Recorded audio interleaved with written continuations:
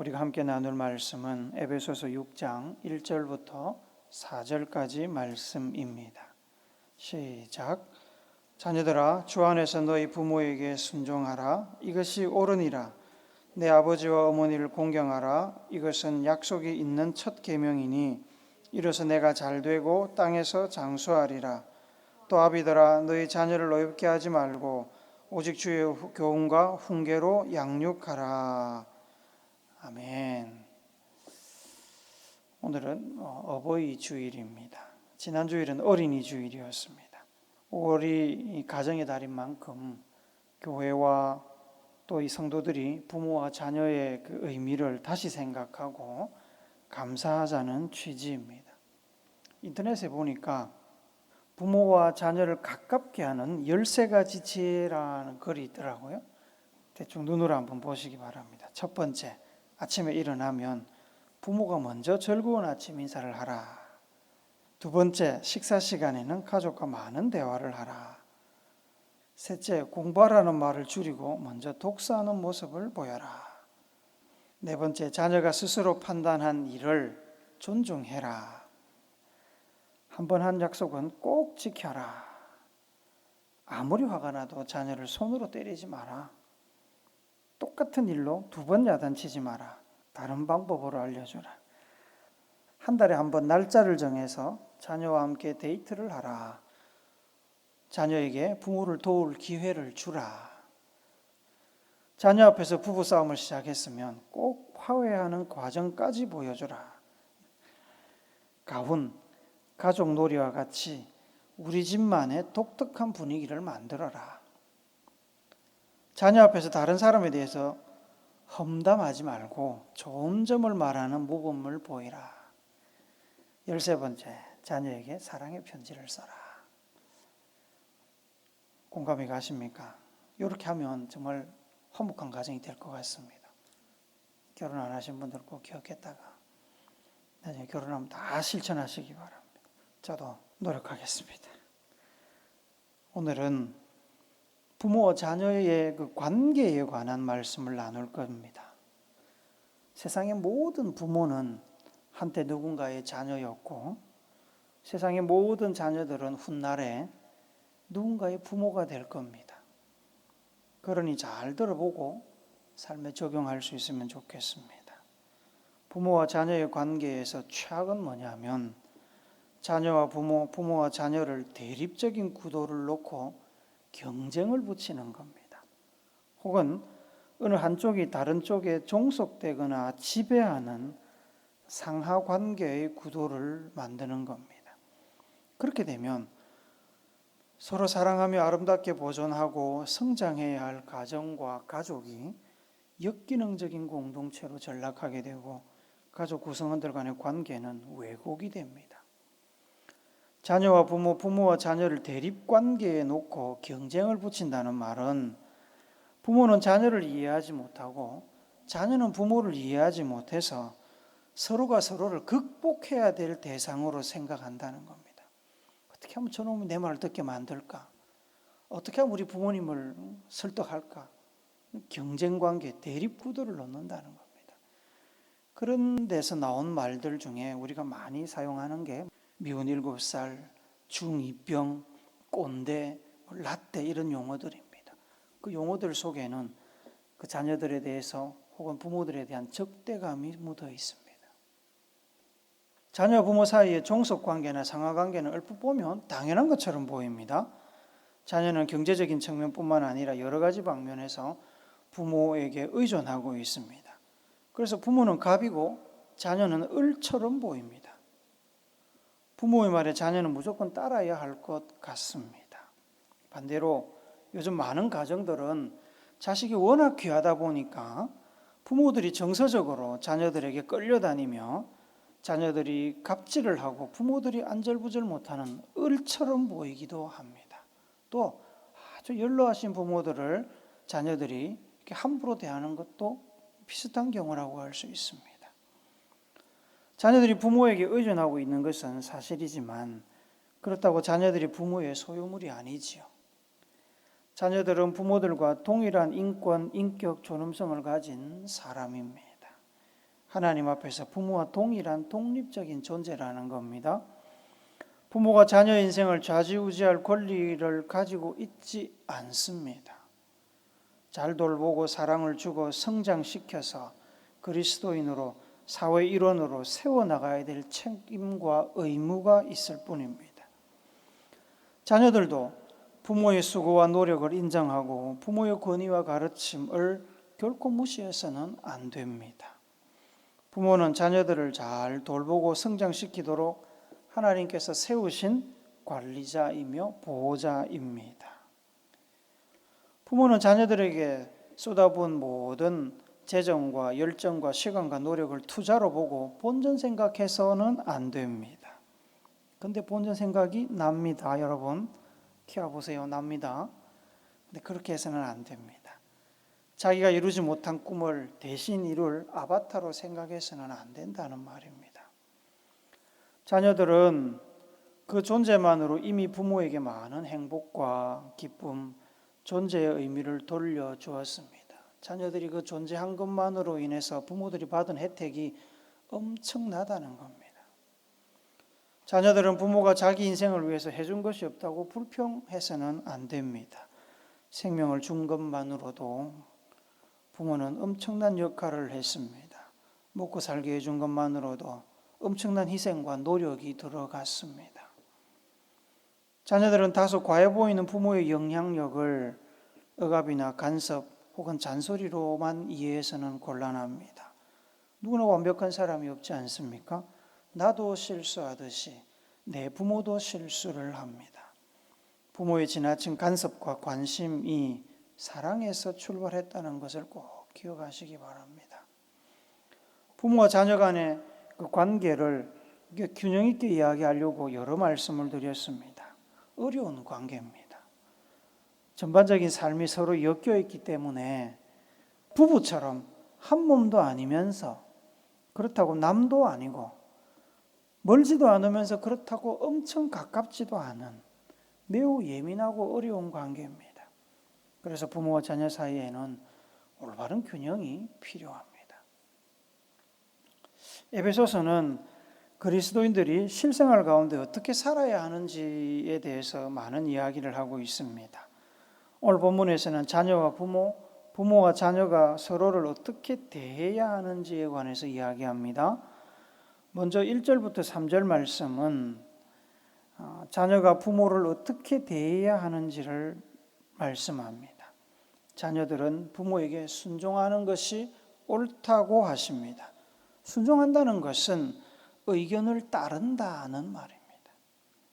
부모 자녀 간의 의사소통이 잘 되어서 매사의 의견 일치를 보면 제일 좋겠지만 불완전한 사람 간의 관계인데 어떻게 매사의 의견 일치가 이루어질 수 있겠습니까?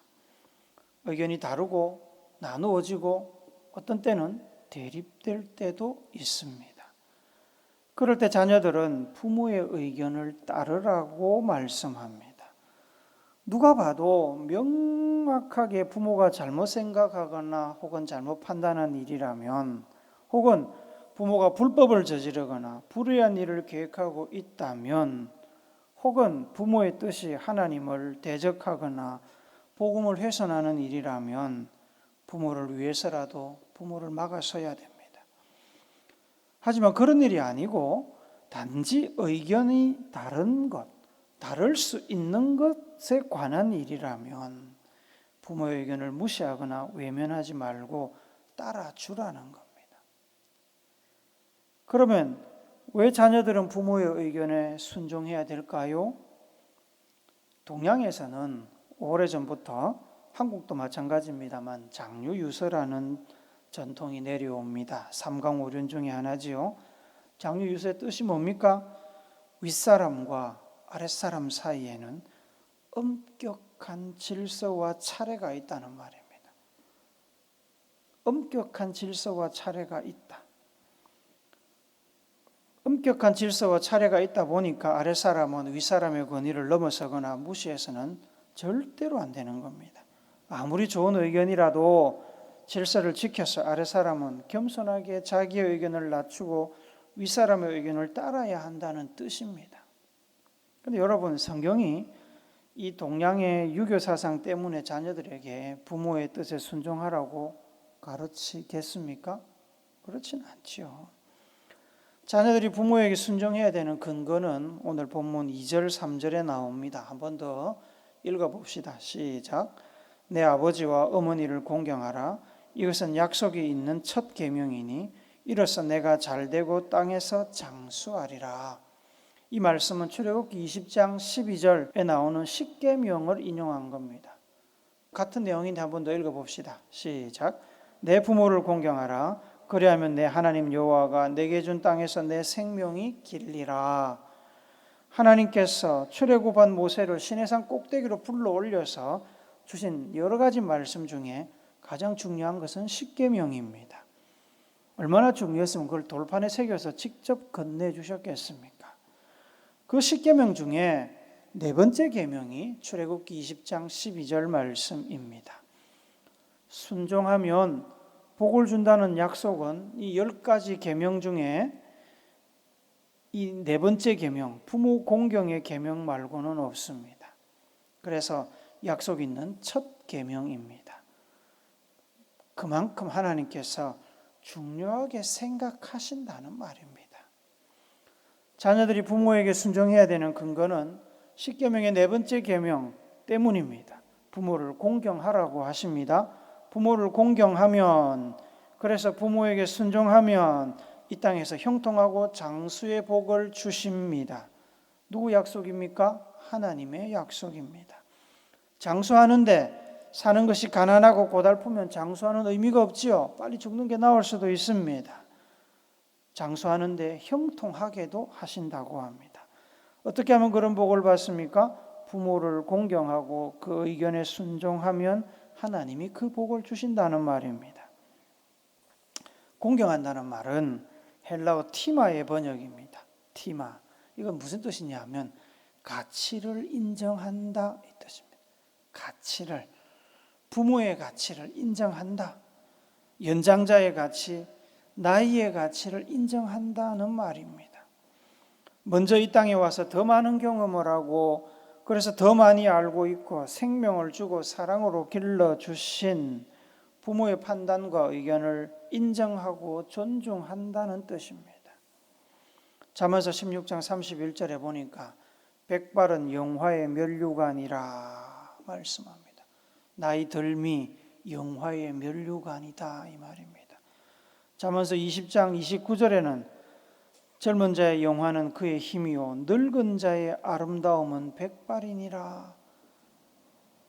백발, 나이 들의 가치를 인정하라는 얘기입니다. 그러니 자녀들이 연장자이신 생명을 주신 부모의 의견과 뜻을 존중하는 것은 지극히 성경적이고 하나님의 뜻이고 오늘 본문을 빌리자면 옳은 일입니다. 자녀에게 부모를 공경하라고 순종하라고 말씀하신 이후에 4절에 가니까 부모가 그러면 자녀를 어떻게 대해야 하는지를 말씀합니다. 한 번 더 읽읍시다. 4절 시작. 또 아비들아 너희 자녀를 노엽게 하지 말고 오직 주의 교훈과 훈계로 양육하라. 쉬운 성경으로 한 번 더 봅시다. 시작. 아버지는 자녀들을 마음을 상하게 하거나 화를 돋우지 말고 주님의 훈계와 가르침으로 잘 키우십시오. 먼저 이야기할 것은 성경은 자녀들을 남녀의 구별 없이 자녀라는 단어로 언급하면서 부모에 대해서는 부모라는 중성의 단어가 아니라 아비라는 단어를 사용하고 있습니다. 여러 번 말씀드렸습니다만 유대 사회나 당대 로마 사회는 남성 중심의 사회였습니다. 남자 곧 아버지가 집안의 주인이고 대표고 소유자고 모든 결정권을 가지고 있던 시대입니다. 당연히 자녀에 대한 교육권도 가지고 있었습니다. 그래서 자녀의 삶에 대해서 자녀를 대하는 것에 대해서 이야기를 하면서 가정의 주도권을 가지고 있던 아버지를 언급하는 것입니다. 아비들은 아버지와 어머니와 부모를 일컫는 표현임을 꼭 기억하시고 말씀을 들으시면 좋겠습니다. 성경은 부모에게 자녀를 노엽게 하지 마라고 말씀합니다. 쉬운 성경의 표현을 빌리자면 자녀들의 마음을 상하게 하거나 화를 돋우지 말라. 어떤 경우에 부모가 자녀의 마음을 상하게 합니까? 부모가 약속을 지키지 않을 때 자녀의 마음을 상하게 합니다. 생일이 되면 스마트폰 바꿔줄게 약속해놓고 생일날 되니까 바빠서 그렇다느니 당장에 돈이 없다느니 이런저런 이야기를 하면서 약속을 지키지 않으면 잔뜩 기대했던 자녀들의 마음이 상합니다. 마음이 상하면 여러분 화가 납니다. 부모가 한 입으로 두 말할 때 자녀들의 마음이 상합니다. 기분이 좋을 때는 뭐든지 퍼줄 것처럼 말하다가 기분이 나쁘면 얼음처럼 차갑게 대하며 딴소리하는 부모들에 대해서 자녀들의 마음이 상합니다. 화가 납니다. 감정을 절제하지 못하는 어린아이와 같은 부모들의 태도가 자녀들을 노엽게 만듭니다. 집 안팎에서 다른 태도를 취하는 부모들의 그 위선적인 모습이 마음을 상하게 만들고 노하게 만듭니다. 그렇게 마음이 상하고 분을 품게 되면 자녀들은 건전한 생각과 감정을 가지고 성장하지 못합니다. 사랑받지 못한다고 느끼면서 자라게 됩니다. 분노는 생각과 정서를 비틉니다. 자녀들이 올바른 판단을 하지 못하게 만듭니다. 그리고 속에 쌓여있는 분노는 다양한 형태로 표출이 되어서 우리의 심신을 연약하게 만들기도 하고 반대로 공격적인 성향을 나타내기도 합니다. 폭력과 폭언, 자해 등의 일탈적인 형태로 나타나기도 합니다. 자녀들을 노엽게 하지 않으려면 부모는 일관성 있는 삶의 태도를 보여야 됩니다. 자녀들 앞에서 정직해야 됩니다. 진실한 신앙의 본을 보여야 됩니다. 약속한 것은 반드시 지켜야 됩니다. 본의 아니게 약속을 지키지 못하게 된다면 솔직하게 고백하고 자녀들의 용서와 이해를 구하고 자녀의 인격을 존중하는 태도를 보여야 됩니다. 진심으로 사랑해 주어야 됩니다. 진심인지 아닌지 알지요, 자녀들은. 자녀들이 다양한 경험과 바른 인생의 목표와 독립성과 하나님과의 올바른 관계를 가지도록 최선을 다해서 부모들은 도와야 됩니다. 그렇게 하려면 돈과 시간과 노력이 많이 들어갑니다.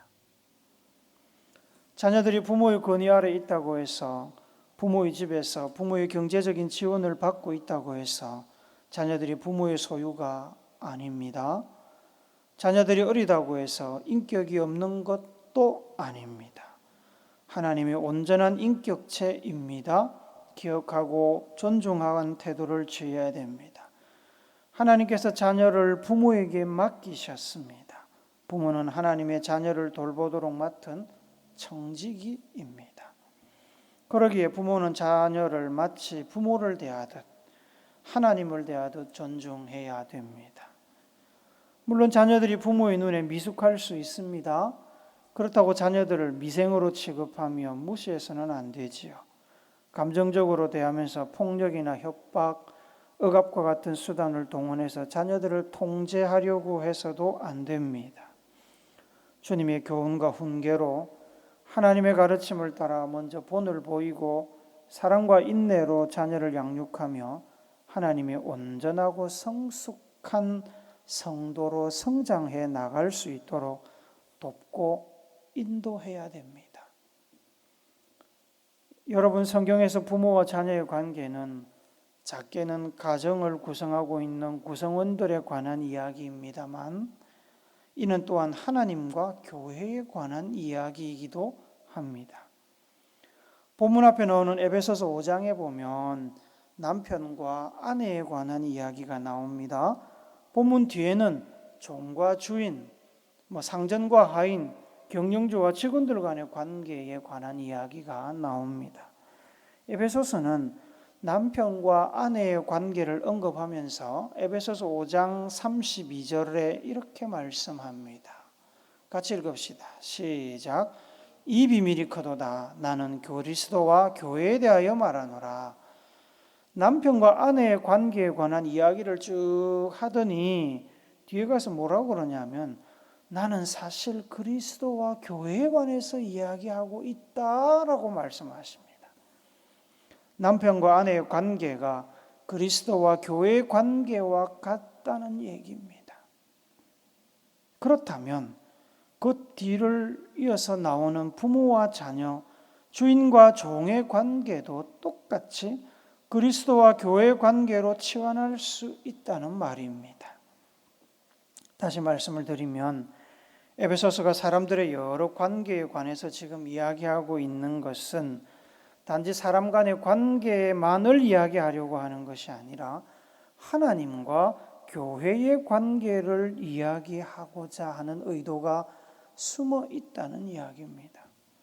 구약의 창조 역사나 신약에 넘어와서 보면 드러나는 족보는 우리의 아버지의 아버지의 아버지, 곧 우리의 조상이 아담까지 올라가는 것을 보여주면서 결국에 우리의 첫 번째 아버지가 누구냐? 하나님이심을 우리에게 보여줍니다. 구약의 하나님은 족장시대에 다소 엄격한 아버지로 나타나지만 신약에 넘어오면 하나님은 인자와 긍휼이 한계가 없으신 아들까지 희생하셔서 죄로 죽을 우리를 살려주시고 아들 삼아주시는 사랑의 아버지로 나타납니다. 성경은 하나님과 우리를 부모와 자녀의 관계로 설정하고 있습니다. 그래서 로마서 8장 15절은 이렇게 말씀합니다. 같이 읽읍시다. 시작. 너희는 다시 무서워하는 종의 영을 받지 아니하고 양자의 영을 받았으므로 우리가 아빠 아버지라고 부르짖느니라. 우리는 양자의 영을 받아서 이제 우리는 하나님을 아빠 아버지라고 부른다는 겁니다. 하나님이 우리의 아버지고 우리는 하나님의 자녀입니다. 하나님은 은혜와 사랑이 끝이 없으시고 변함이 없으신 우리의 아버지이십니다. 하나님은 우리를 사랑하시되 끝까지 사랑하시며 한 번 하신 약속은 반드시 지키시는 아버지입니다. 우리 하나님은 결코 우리를 노엽게 하시는 분이 아닙니다. 하나님이 가인을 노엽게 했습니까? 하나님이 사울 왕을 노엽게 했습니까? 아닙니다. 하나님이 노엽게 하신 것이 아니라 그들이 자신들의 죄로 인해서 하나님을 향하여 분노를 품은 겁니다. 형제를 향하여, 사위를 향하여 분노를 품은 겁니다. 하나님은 신실하시고 정직하신 분입니다. 아들을 주시기까지 사랑하시는 분입니다. 그 하나님의 사랑 안에는 공의와 정의가 있습니다. 이 공의와 정의로 하나님은 우리를 엄하게 가르치시기도 하지만 그것은 어디까지나 사랑의 일부분입니다. 하나님은 한순간도 사랑을 포기하신 적이 없으십니다. 앞으로도 없으실 겁니다. 그런 아버지 되신 우리 하나님께서 우리에게 기대하는 것이 무엇이겠습니까? 아버지 되신 하나님을 공경하고 하나님의 말씀에 순종하는 겁니다. 때로 하나님의 말씀을 이해하지 못할 수 있습니다.